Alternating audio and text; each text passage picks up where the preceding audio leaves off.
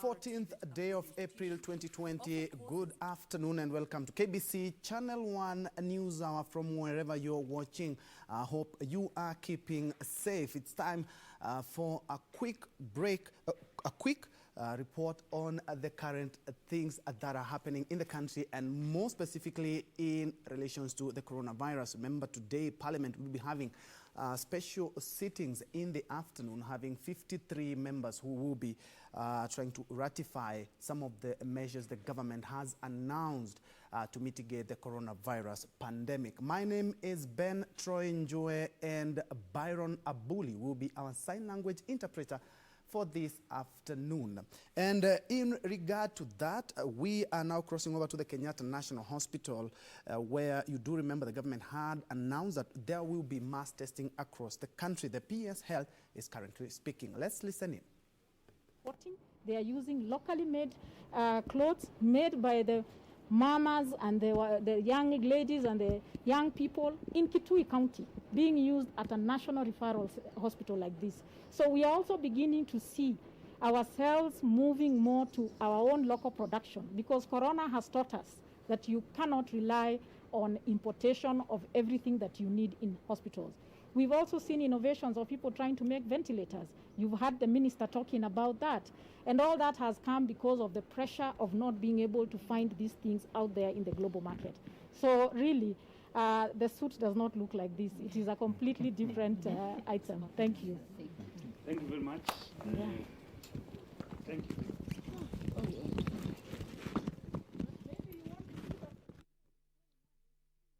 Well, we will be coming with a comprehensive report much later, but from the Kenyatta National Hospital, we now cross over to Athi River, the EPZ, where PPEs and face masks are being produced, and our reporter Kamche Menza is there. Remember, earlier on, government spokesperson or spokesman Cyrus Oguna was there. Kamche, what is the latest?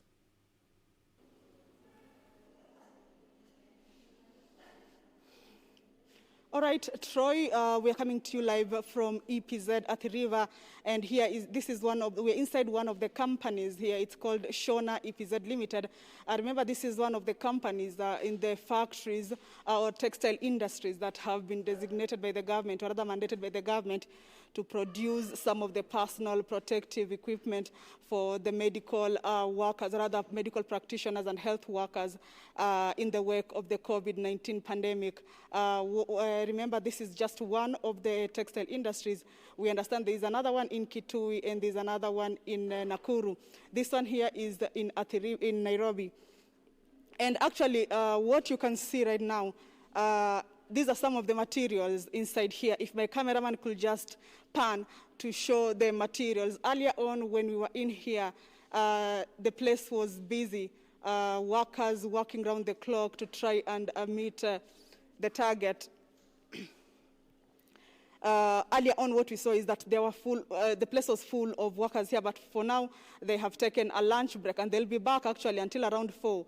What is being made here are some of the personal protective gears, and earlier on, the government, or rather government spokesperson, Colonel Cyrus Oguna, led medical practitioners into this place.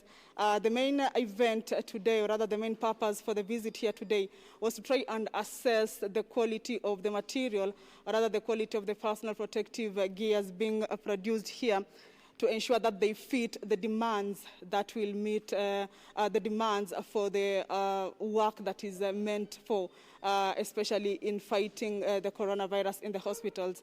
So what we're seeing now is just a break. The place was full earlier on, but the workers have taken a break. And what we understand is that the workers are working down the clock. And we have about 500 workers in this place. 250 work from around 8 to 4 p.m. Then in the evening, also overnight, there are also 250 workers who are working here.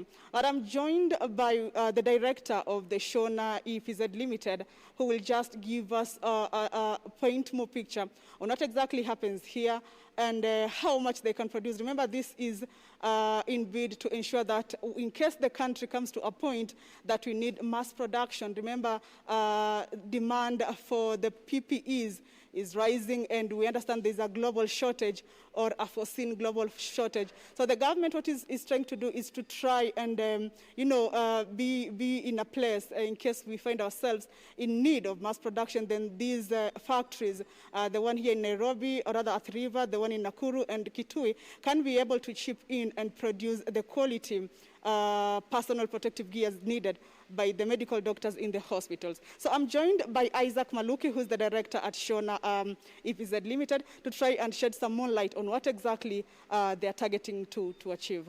Karibu. Thank you. Maybe you could start us off. What are some of the protective gears that you guys are making here? We are making coveralls, disposable scrubs, aprons, surgical gowns, shoe covers, and surgical masks. Okay, we've seen there was a visit earlier on by the government officials as well as the medical practitioners to come and assess the quality of you have not started mass production of the other gowns or rather the other protective gears, but I understand the masks are okay. For those that are still not okay, what are some of the issues they have pointed out to be needing rectification probably? Well, they've done their tests. When they did a forceful water test, they found that there was a bit of a leak on the fabric. So they've recommended for us to add some laminate on it, which we have already begun doing, so that we can now make the changes and present it to them. So basically what we're doing right now in this whole place is making sure that as we are preparing for the fabric to be the proper quality that they require, our team is also ready to do the bulk production. We understand that you guys have been mandated to produce these things in mass. Suppose we get there, or rather, should we find ourselves in that situation, how much can you produce, let's say, in 24 hours? Well, for the 5 items that I've just mentioned, we can make 20,000 of each per day. And so I believe if we needed to ramp that up, we can actually ramp that up and probably double that. We have seen, you have been involved in the mass production of masks. What advice can you give to the producers also out there? We've seen so many masks in the streets being hawked. What can you advise them? What are some of the measures they need to put in place to ensure that the masks are in good condition? Well, there's a lot of directives and guidelines that are being set out by the Kenya Association of Manufacturers, Kenya Fashion Council, Ministry of Health, KEBS. I think people should basically try and look at all those directives and try and follow them, especially being sanitized, to sanitize. Let's be careful in how we are making them. Let's be clean, and let's make sure that what we are producing out there at least protects people to a certain level. How can I check probably like the community masks out there are of good quality? Wow. I think maybe some of the things that have been going around in social media is the candle test. So, you know, where people are trying to blow a light out when you have a mask. So if you're unable to blow the light out, then it's a better quality than if you are able to blow a light out. But then again, as I was saying, there's quite a lot of directives that are there. If those who are manufacturing follow those directives, then it makes it easier for those who are buying to feel more comfortable about what they are wearing.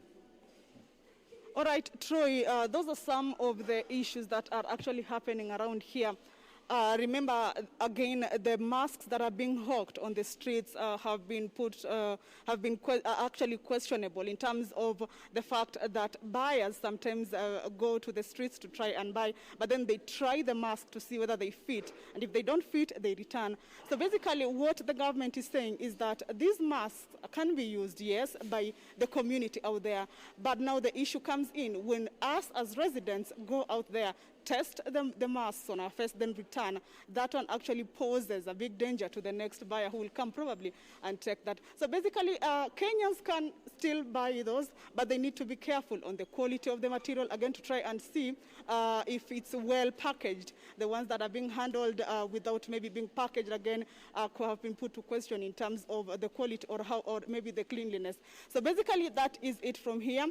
Mass production of masks is going on, but the other other there are 4 garments that are needed by the doctors still need to be verified. That is by tomorrow by the medical practitioners. And then on Thursday, mass production of them is supposed to start. So that is it, Troy, from here. Back to you in studio.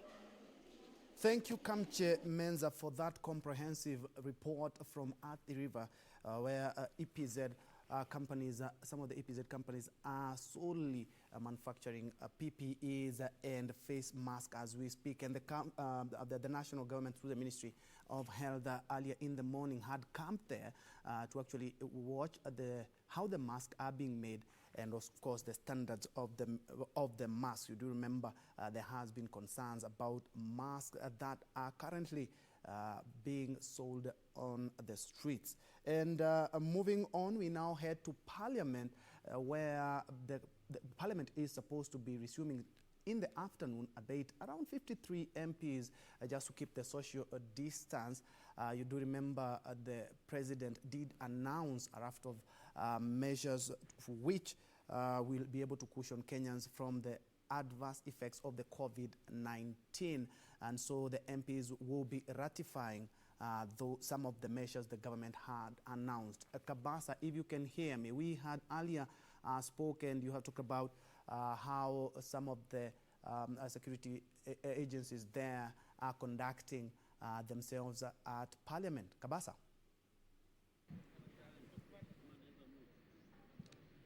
Good afternoon to you, Bentro Njue. We are live at the main entrance of Parliament of Kenya. This gate behind me is where the members of the National Assembly access the precincts of Parliament.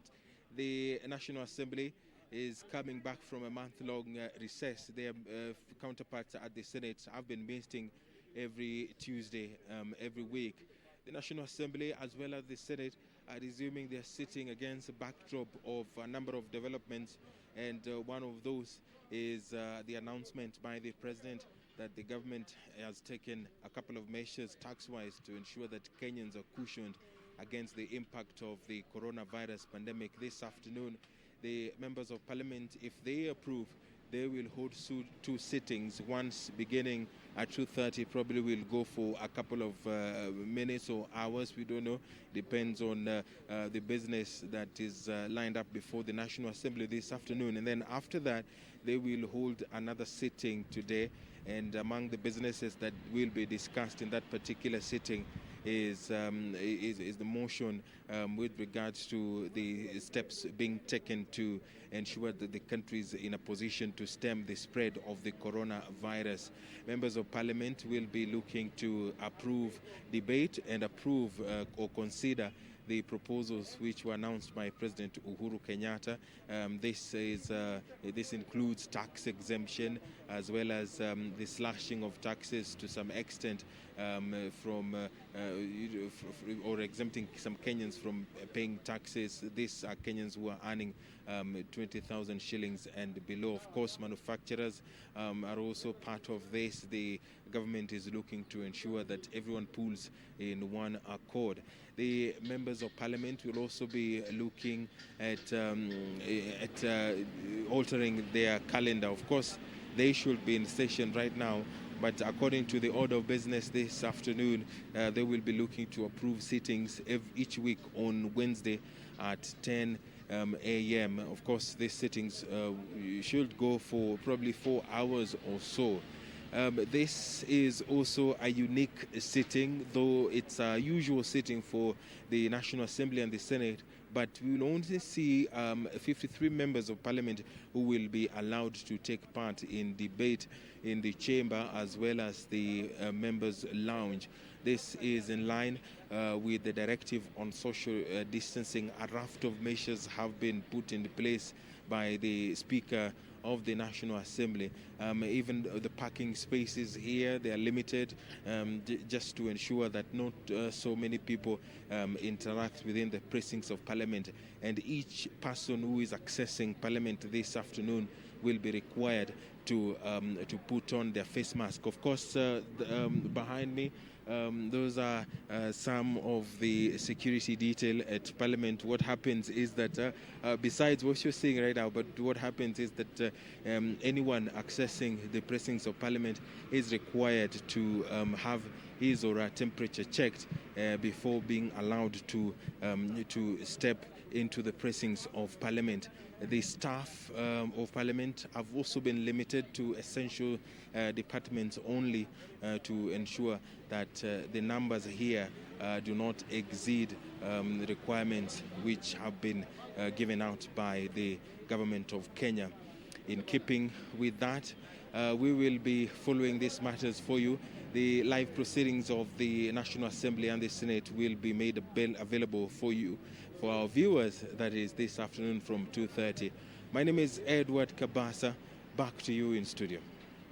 Thank you, Ed Kabasa, for reminding our viewers that that live session will be broadcasted live from about 2:30 in the afternoon. Some of the things that he has mentioned is that only 53 members of Parliament will be allowed inside in line with the government directive on social distancing. Of course, they are expected to ratify or pass some of the incentives by the government, including the reduction of pay as you earn for workers earning over 24,000 Kenya shillings. Remember, those earning less than that are exempted from paying pay as you earn. We're keeping a close eye, and don't forget, Channel 1 at 2:30 p.m. Moving on, the county government of Mandera says it is running short of COVID-19 testing kits to facilitate screening of individuals quarantined in the region. Mandera County Governor Ali Roba says timely testing needs to be done for people who came into contact with 4 confirmed cases in the county. The effects of the coronavirus pandemic are now being felt in Mandera County, where 4 cases have been confirmed. It is now emerging that the county lacks enough testing kits to screen persons who came into contact with the 4 patients. In a statement to newsrooms, Mandera Governor Ali Roba says the county risks fast spreading of COVID-19 in the region. According to Roba, Mandera has set aside 78 beds for patients. The county government has also set aside funds for remuneration of medical personnel assigned to handle COVID-19 cases. Roba says the personnel will also be put up in a hotel to avoid contact with their family members. At the same time, the county government is seeking reinforcement of security to implement directives issued by national government on social distancing, staying and working from home, and use of face masks. Irene Mchuma Odim, Channel 1. Moving on, a section of Busia border operators have been warned against disobeying the government's directives on the movement of people and vehicles across the busy Kenya-Uganda border for 30 days as a measure to contain the spread of the coronavirus. Teso South Border Association chairperson Lenny Omeri said the association will not arbitrate the arrest of any of its members for defying the government's directives. The Busia border riders operating along the busy Kenya-Uganda border are now on the spot for allegedly sneaking to neighboring Uganda, despite the two countries ordering for a 1-month closure of the busy crossing. The riders are accused of taking advantage of the porous border to smuggle goods and people to either side. To this effect, border leaders in the county have warned their members that they will be on their own if they get arrested by Uganda authorities for disobeying the directive. Lenny Omeri, the chairperson Border Association in Teso South Sub-County, says some of its members have been arrested in Uganda for breaking the directive geared towards fighting coronavirus. Omba kwamba mwache kusini kwenda Uganda, maana mutashikwa huko na hakuna serikali itakusaidia, ila naomba mkae nyumbani kwa usalama yako, ama ufanye kazi kwa boda yetu hii isaidie familia yako. Usije ukashikwa huko ukaanza kulia, maana sisi hatutaki kilio ya mtu yote Mkenya kwa nchi yoyote ya kigeni. However, for David Odhiambo, one of the operators, poor state of economy was one of the factors that have pushed many riders to sneak to Uganda to buy foodstuffs. Sasa imekuwa janga kabisa kwa sababu vijana sasa hii hata kama amesimama hapa hana pesa. Mtu akikuja hata na shilingi 150 anavuka Uganda na bila kujali kwamba anahatarisha maisha yake. The riders have at the same time appealed to the government to avail masks recommended by the State Department to riders among other interventions. Ben Chumba reporting for Channel 1 News. And across borders, the World Health Organization is warning nations across the globe against lifting government lockdowns to contain the COVID-19 outbreak. World Health Organization Director General Tedros Ghebreyesus has regretted that while the novel coronavirus is spread very fast, flattening the curve is taking longer and nations reporting reduced cases should not yet celebrate.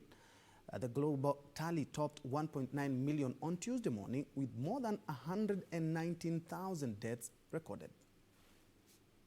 The World Health Organization says coronavirus spreads fast and is 10 times deadlier than the 2009 flu pandemic, and nations should not ease their restrictions. WHO saying before countries consider lifting social distancing measures, transmission of the virus should be controlled. A surveillance system should be in place to detect, isolate, and treat patients. Outbreaks in hospitals and nursing homes should be minimized. Preventive measures in essential locations such as schools and workplaces should be in place, and the risk of importing the disease from abroad should be under control. US says they hope to reopen businesses as soon as it is safe to do so. Elsewhere, Sweden is facing increasing pressure to impose a coronavirus lockdown after the number of deaths rose to over 900, with more than 10,000 confirmed cases of COVID-19. The government has so far resisted calls to shut down pubs, restaurants, offices, schools, and gatherings. Meetings of up to 50 people are still permitted. Authorities claim the number of cases is decreasing. Meanwhile, India has extended its nationwide lockdown until May 3rd. India has recorded close to 10,000 coronavirus cases, but with limited testing in its crowded cities, the fear is the true figure is much higher. Further, in the city of Guangzhou in China, 111 Africans have tested positive for coronavirus as of Monday. Around 4,500 Africans in the city have been tested since April 4th, and 19 of those with positive results were imported cases. There are now more than 15,000 confirmed cases of coronavirus across Africa. The number of confirmed coronavirus cases worldwide is nearing 2 million, according to data compiled by Johns Hopkins University. The death toll is nearly 120,000. Purity Museo, Channel 1 News. Closer home, a section of community leaders in Garissa County want renewal of business licenses for small traders halted as part of a fight against the spread of coronavirus. Led by Jacob Olweni, the leaders say most Kenyans have lost their sources of livelihood and their purchasing power is at its lowest. Hence, all efforts should be geared towards fighting the pandemic for normalcy to return. Middle-income earners in the country are finding it hard as the coronavirus pandemic ravaged the world.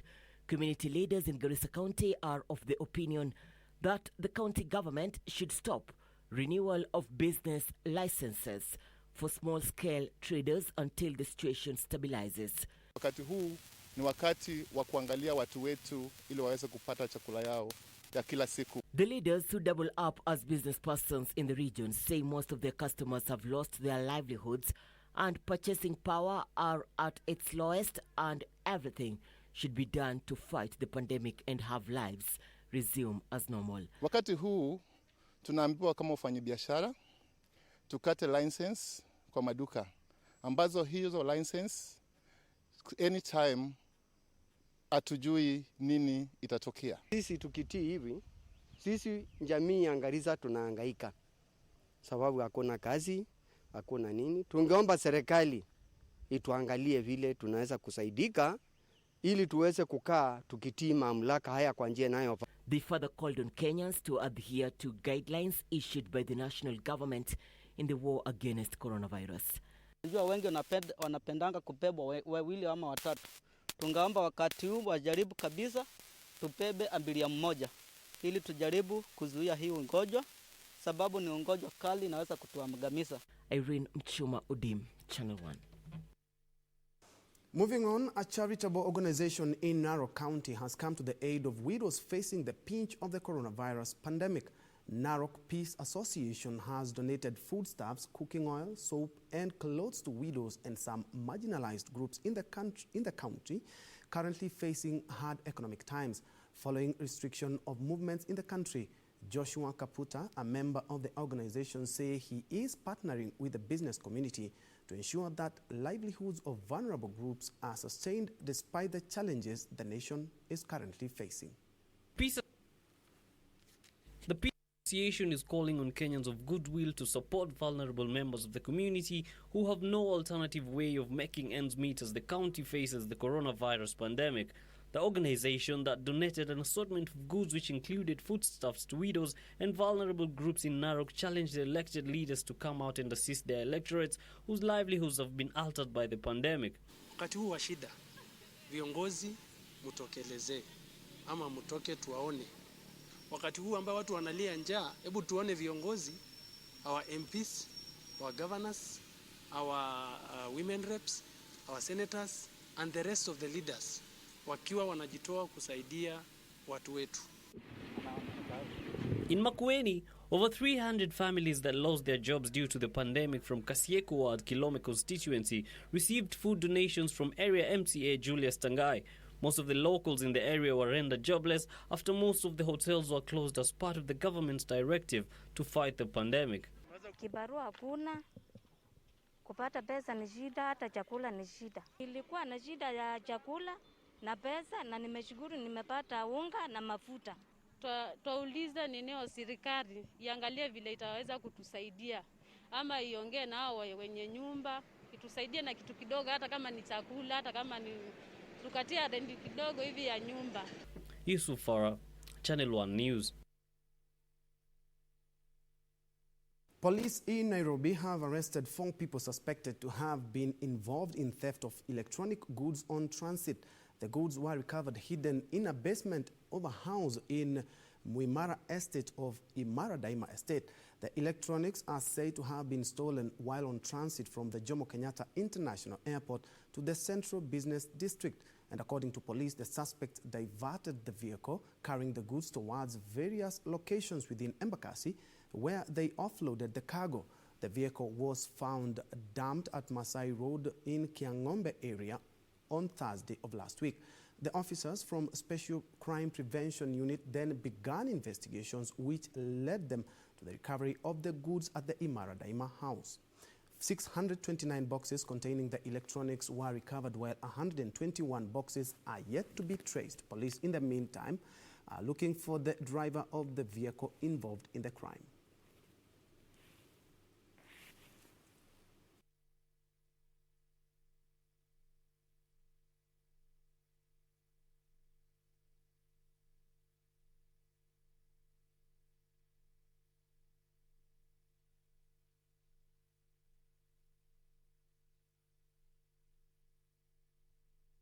For the last 3 or 4 days, we've been following up.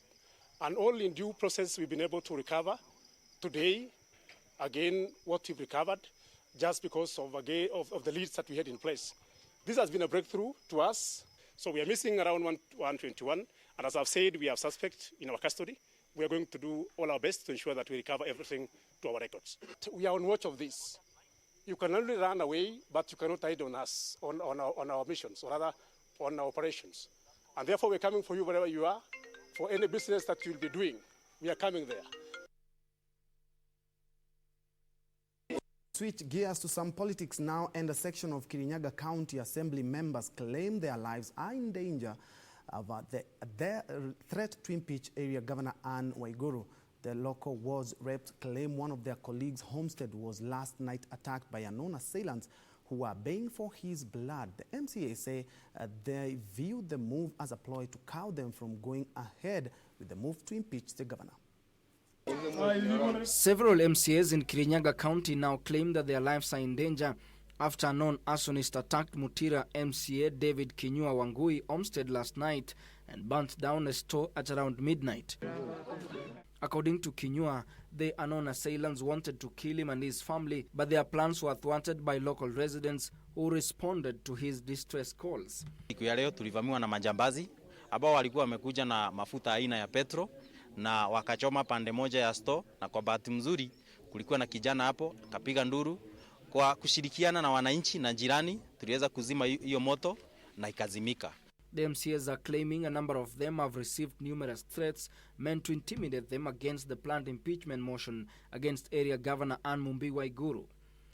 Kufika kwamba unaweza andikia mtu barua tu kumdhibiti asifanye kazi yake ambayo amepewa na katiba afanye. Kwa hivyo ningetaka kusema ya kwamba sisi hatujarishwi na ile maneno anafanya. Sisi tutasimama kidete na kuna mali tutapelekwa mpaka haki ya Wanjiku wa Kirinyaga ifikiwe. Sijui kwa nini watu waanze kustua watu. Kama unajua hujafanya makosa yote, kwa nini uogope? Ngariama Ward MCA Michael Ireri and nominated MCA Rose Njeri say they have recorded statement with DCI officers at Kirinyaga police station after leaflets were circulated warning them of dire consequence for undermining the governor. They even claim that they have been promised millions of shillings to have the motion withdrawn. They are now threatening to incite locals to boycott paying rates and license fees if the governor fails to release 60 million shillings meant for bursaries. Ben Chumba reporting for Channel 1 News. You are watching Channel 1 Lunchtime News. From some politics now to some break. We are taking our first break. Right here, we'll be right back with some business and also some sports.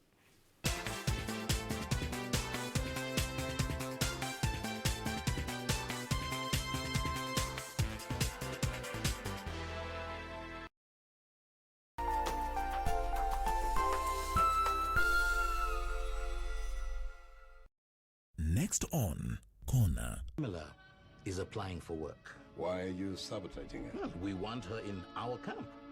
She's the one who's going to get us that folder and much more. Going to get to the bottom of this. If they were killed and you go on asking questions, you're in serious danger. I was not born yesterday. I'd love to be a part of that. You, if you ever do this behind my back, I'll ban you for 1 month. The old job is still available. I know how much you enjoyed it.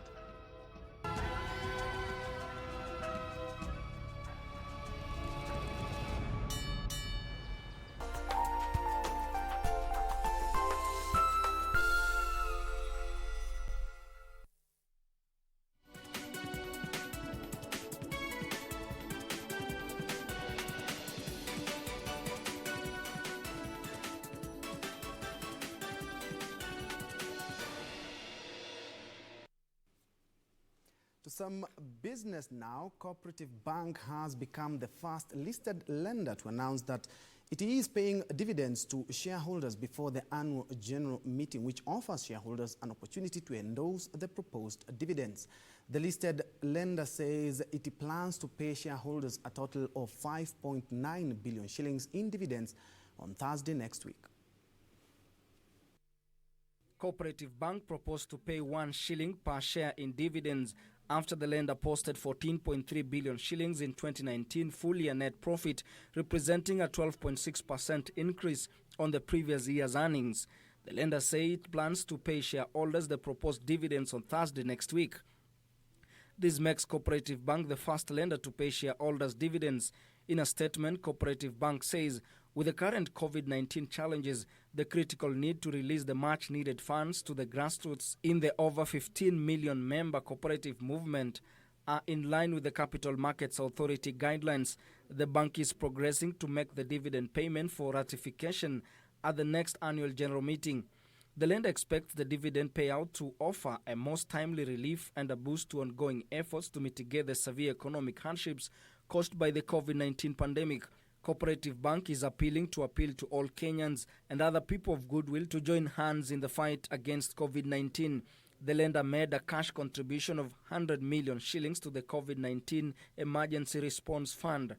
Other institutions that have contributed to the kit include that offered 7.3 billion shillings from unreturned old 1,000 shillings notes. The Office of the Director of Public Prosecutions and the Ethics and Anti-Corruption Commission, who donated 2 billion shillings recovered from graft cases, and other private sector firms and philanthropists such as Jack Ma, who donated 20,000 test kits, 100,000 masks, and 1,000 medical protective suits and face shields.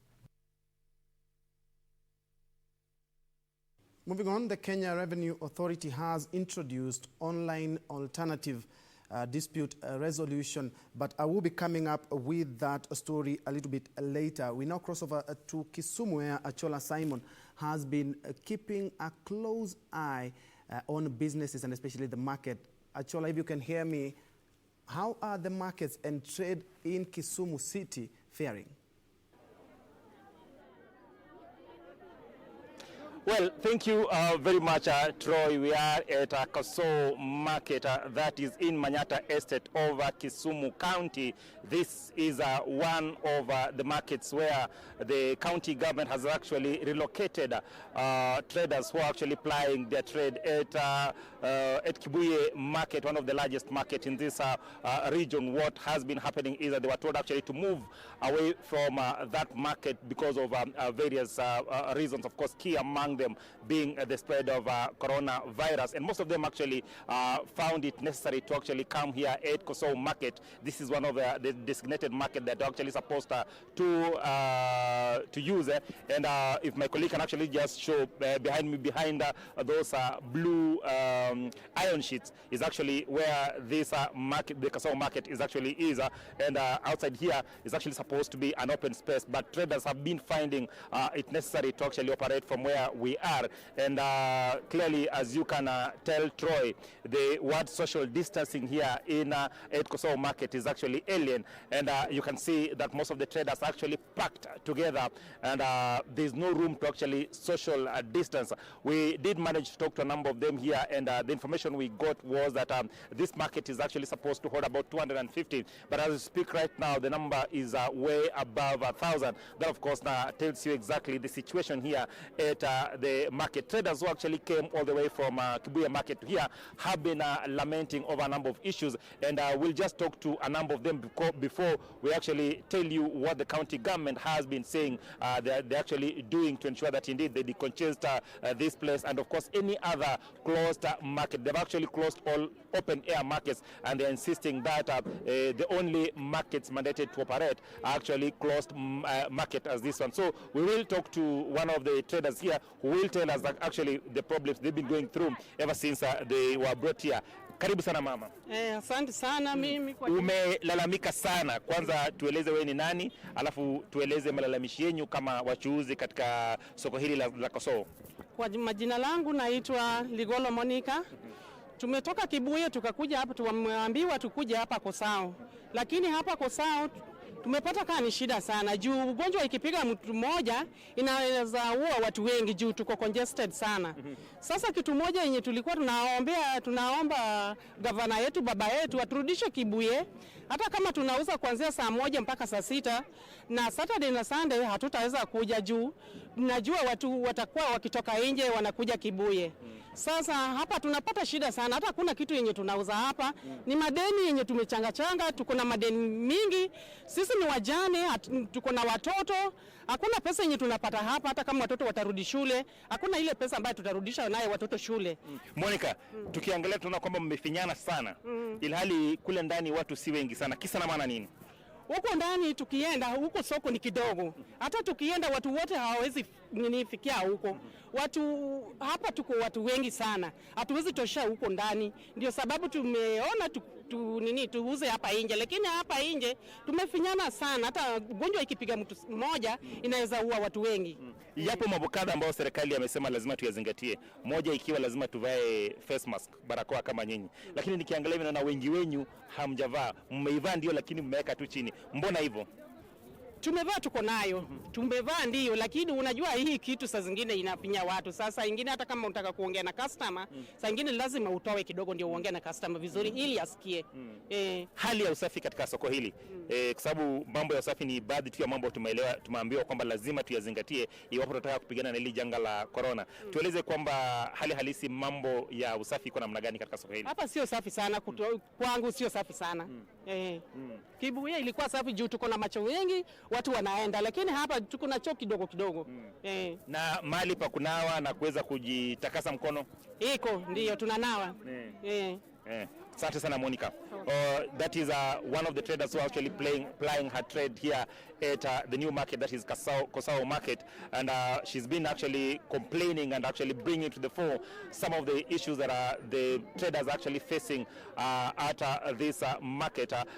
We did manage to speak to one of the county officials who is actually manning this market, and they did accept the fact that this place is congested, and he says that the county government has actually put in place a number of measures.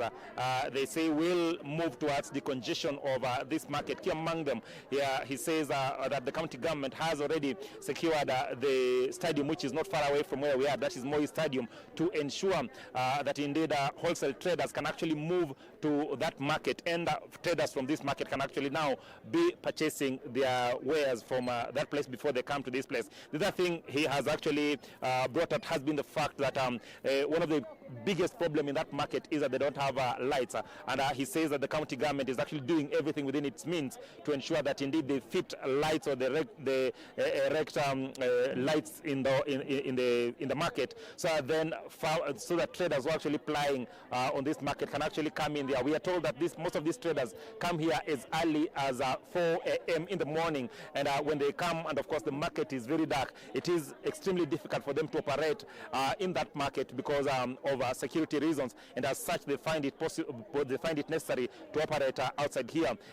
So the county government says that they will be doing everything within their means to ensure that indeed they erect lights in that market, so that then traders can actually go in there. The other thing that we've actually been told is that there are a number of cluster market here in Kisumu County that the county is actually hoping that they will be able to convince traders to actually move to. One of them being Koino in Nyalenda. There's another one at Manyata, and another one in Migosi. Traders have been complaining about security in those particular markets, and the county government says that they are doing everything within their means to ensure that indeed they provide security in those markets, so that then traders can actually operate from those markets as and when they feel like. Troy, where most of the traders that we've actually talked to in this market, and of course outside this market, are complaining of the fact that they're not able to actually sell their wares. They say that this place is far away from their customers, and they're also saying that it's actually extremely congested, and as such they feel that their life is more at risk, far much more than it was even at Kibuye market, because of course this is a story that will be keeping a keen eye, and hope that indeed the powers that be, that the county government will actually be listening, and move with speed to ensure that they make the changes that they are supposed to make, so that then, of course, as we fight the spread of coronavirus in the country, we also do not put the lives of traders at risk. Back to you, Troy. So much, Achola, Simon, and kindly stay safe. We have seen a big challenge there when it comes to social distancing, giving us a brief of what market and trade has been in the last couple of days, and especially the Manyata market in Kisumu. The security and the cleanliness also has not been on top notch, but definitely we hope that the county government will put measures to curb that before that becomes a ticking time bomb. Moving on, the Kenya Revenue Authority has introduced online alternative dispute resolution sessions, enabling taxpayers with disputes to get solutions.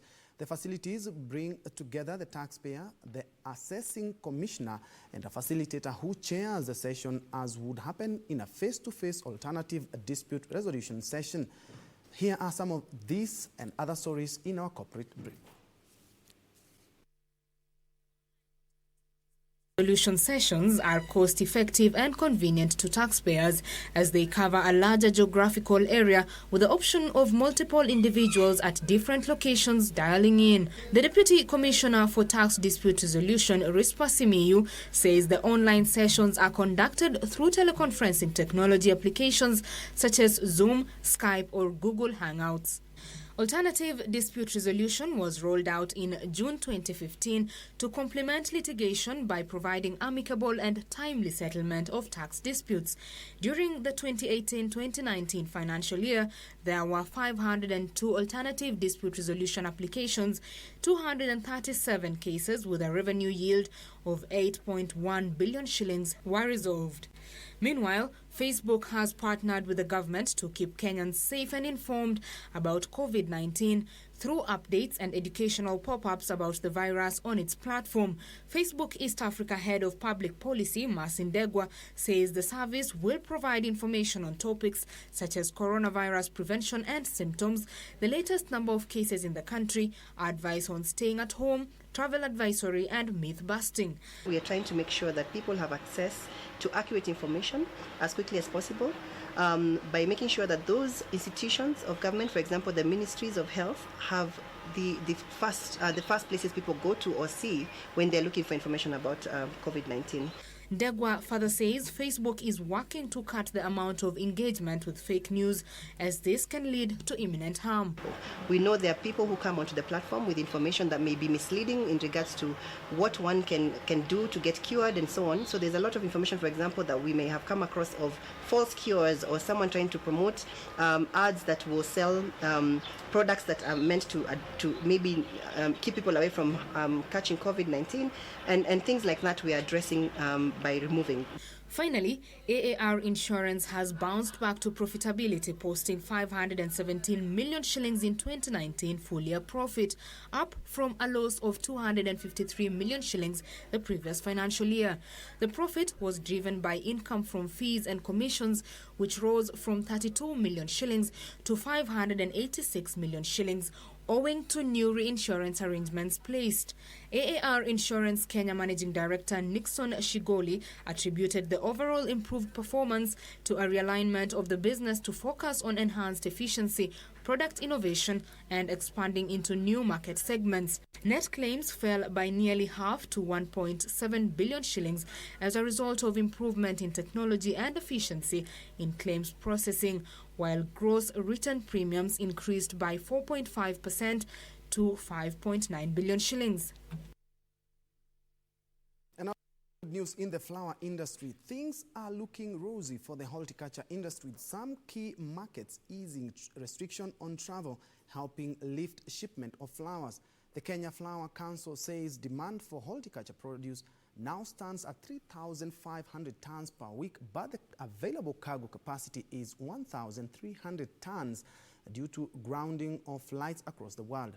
But this is changing as airlines turn passenger planes into cargo planes, a move that has seen Emirates introduce twice weekly dedicated cargo flights on its passenger aircrafts between Nairobi to Dubai. Travel restrictions saw airlines reduce frequencies or ground flights across major markets, reducing cargo space dramatically and also reducing demand for Kenya's third-largest foreign exchange earner, horticulture produce. The Kenya Flower Council says sale of cut flowers in the past month were below 35%. Things, however, seem to be looking up as demand picks up, helped by key markets easing travel restrictions. Now, a new challenge has presented itself: the lack of freight. Prior to the outbreak, the capacity available per week was at 5,000 tons. Now the capacity is 1,300 tons for all commodities comprising flowers, vegetables and fish, yet the demand is 3,500 tons. The sudden decline in demand in the international markets and the fact that most exporters stopped shipping forced most carriers to reduce or cancel flights. The decline in passenger flights globally led to a rise in demand for freighters. The Kenya Flower Council says airlines have increased their rates tremendously, currently with cargo rates between Nairobi and most market destinations tripling. easing of travel restrictions has seen Emirates Sky Cargo introduce twice-weekly dedicated cargo flights on its passenger aircraft from Nairobi to Dubai.